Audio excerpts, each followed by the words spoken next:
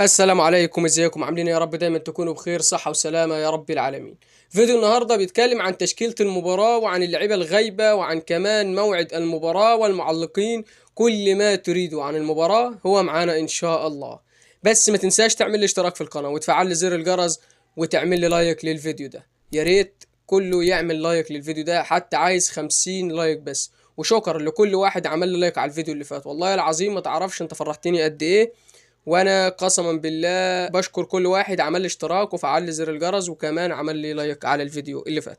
يلا بينا كده ونروح ترتيب الاهلي والزمالك لديربي القاهرة، الديربي اللي كله مستنيه، المباراة الحاسمة بين الاهلي والزمالك.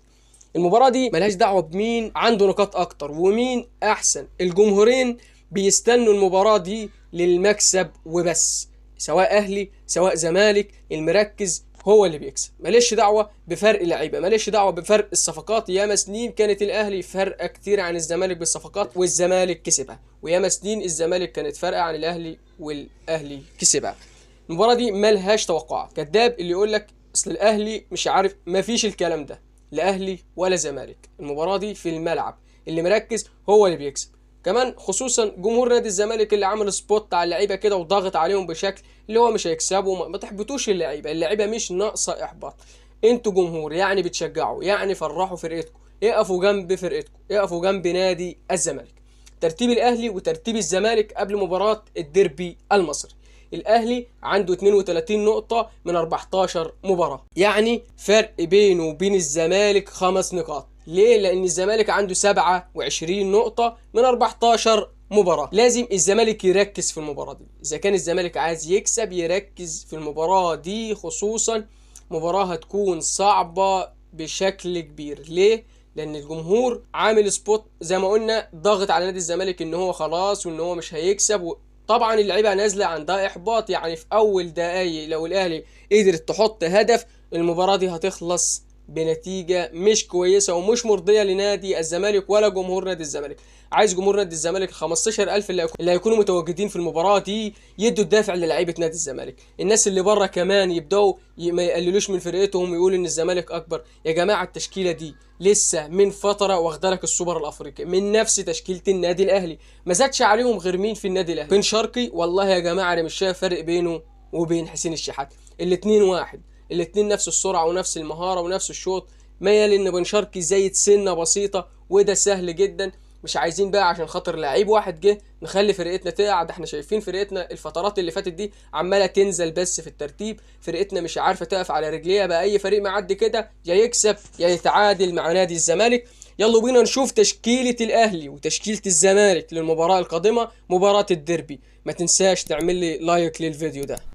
تشكيلة الزمالك اللي هتكون فيها لعيبة ما كانتش موجودة الماتش اللي فات.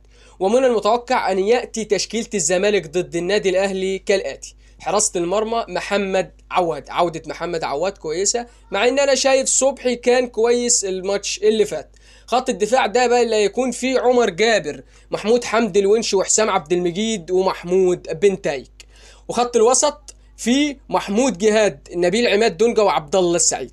خط الهجوم اللي هيكون فيه الملك احمد السيد زيزو، احمد السيد زيزو اللي مش عارف ماله، يا ريت يكون فايق المباراه دي. يا ريت احمد السيد زيزو بقى يسيبه شويه من حته انه هيمضي انه هيمشي انه هيقعد، ويركز في المباراه دي. المباراه دي هتدي دافع كبير لنادي الزمالك، تقدر ترجع نادي الزمالك ولاعيبه نادي الزمالك لكل المباريات اللي جايه والبطولات اللي جايه، وتخلي نادي الزمالك مركز شويه.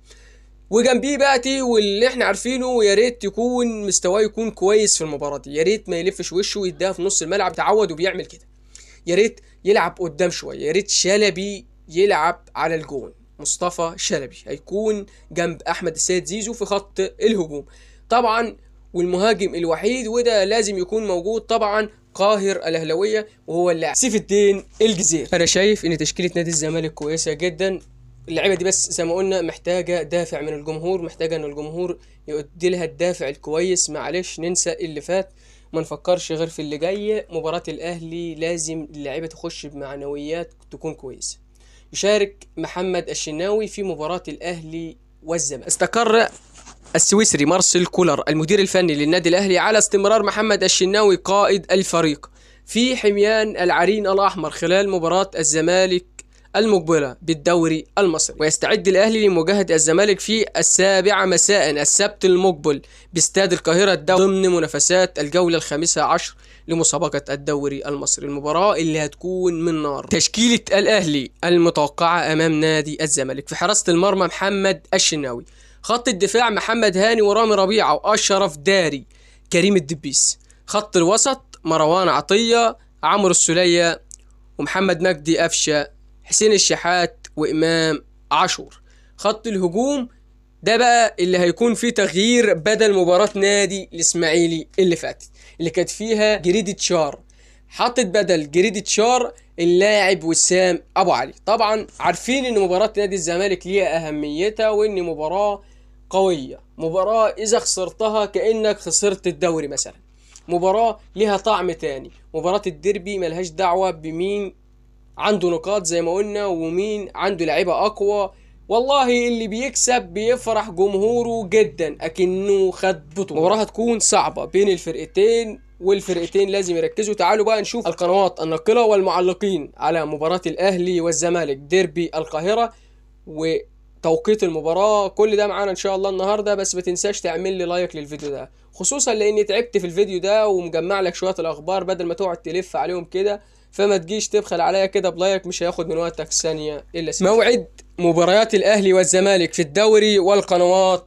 الناقلة. يترقب عشاقي الساحرة المستديرة في مصر والعالم العربي السبت المقبل، حيث يستضيف استاد القاهرة في العالم العربي والأفريقي بين قطبين القرى المصرية الأهلي والزمالك، حيث يستدعى الفريقين للمواجهة المرتقب. تقام مباراة الأهلي والزمالك في الجولة 15 من مسابقة الدوري في تمام الساعة 7 مساء يوم السبت المقبل على استاد القاهرة الدولي. حقق النادي الأهلي فوز كبير في المواجهات الأخيرة بالدوري المصري على الإسماعيلي برباعية نظيفة في مباراة الجولة 14، بينما الزمالك تعادل مع بتروجيت بهدف لكل فريق. يدخل النادي الأهلي مباراة القمة مفتقدا لجهود كل من طاهر محمد طاهر، يحيى عطية الله، كريم فؤاد، وياسر إبراهيم، وعلي معلول بسبب الإصابة أو عدم الجاهزية، ورضا سليم الذي تم رفع اسمه من القائمة. ويتأكد غياب كل من ناصر ماهر عن مباراة الزمالك والأهلي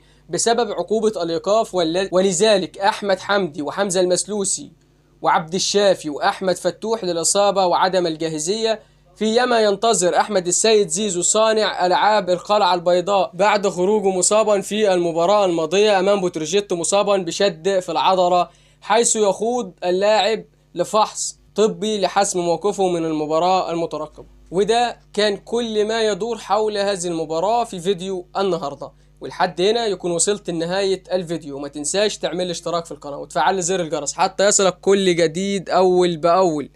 ولحد هنا والسلام عليكم ورحمة الله وبركاته.